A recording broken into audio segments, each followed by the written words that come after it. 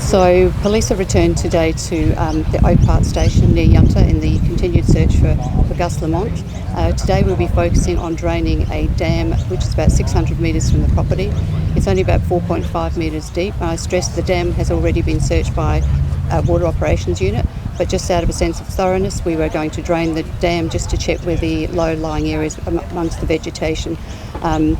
This will complete today, and in terms of the drone searching that was undertaken, that has been assessed. Regrettably, nothing of any significance came from that drone footage, but over the next coming weeks we'll continue to assess the aerial footage that was taken more broadly across the property to see if there's any information from that leads us to any lines of inquiry. What has prompted this search? Has it been a request from the family?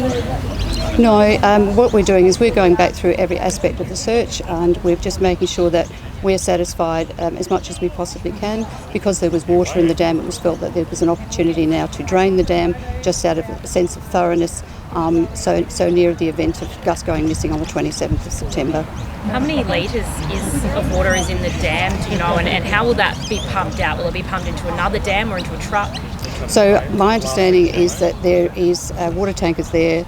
The dam will be drained, the water will be drained into there, and it will then be returned into the dam at some point.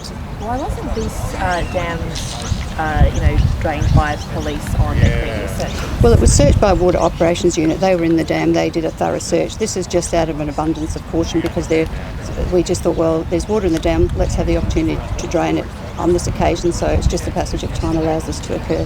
How long do you expect it to take? We expect this will take just today. It'll be completed by tonight. Would there potentially be any other plans to drain other dams on the property? Not that I've been advised, no. Do you think that there should have been more resources assigned to this case at the very beginning of the search? There were significant resources assigned to this case from the very beginning.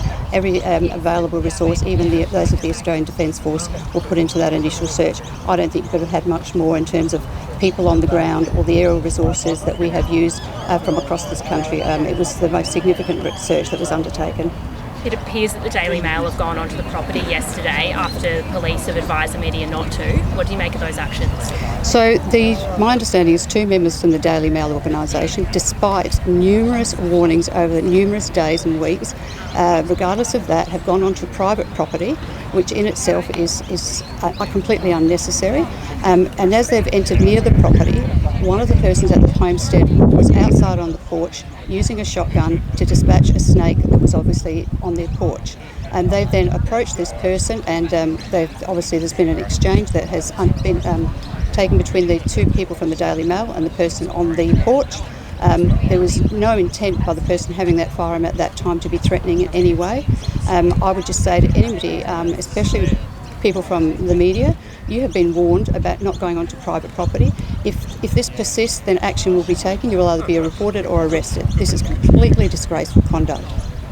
Do you need to review in any way the actions of that person holding the gun in the video, or like you say, it was... That has already been assessed. The person had the gun for a legitimate purpose. They were dispatching a snake that was on their porch. I think that everyone would say that is completely okay to do what they were doing. They had no other intent. The matter has been assessed, and there'll be no further action. Would you say that's technically an offence, holding a firearm and acting in that way? No, I wouldn't say it's technically offence, because the person had possession of the firearm for a lawful purpose, and that was dispatching a snake. And the people who approached were actually unlawfully on the property, and they confronted someone in that situation. So I'd say you need to look at the behaviour of the people who entered that property unlawfully. The search for Gus has been one of the largest that police have undertaken in the state. What makes the search for Gus different to that of, say, other persons? Well, this is a 4-year-old. 4-year-olds don't pack up their bags and run away from home. They don't seek to change their identity, and they're not running away from the law. I think the missing 4-year-old deserves an awful lot of attention in terms of the resources that are put to that search. So I think there's a massive difference between a child and an adult who goes missing, especially one who can't form an intention to run away. How many more resources do you see police putting into this investigation? We will adjust our resources as we need as we go forward. We'll continue to search for Gus for as long as it takes. There is a parole board hearing this morning for Lasarkas after there's been multiple requests for that to be denied. Do you know the outcome of that? I can't talk about that matter at law. I don't know how to pronounce it. Thank you. Thank you so much.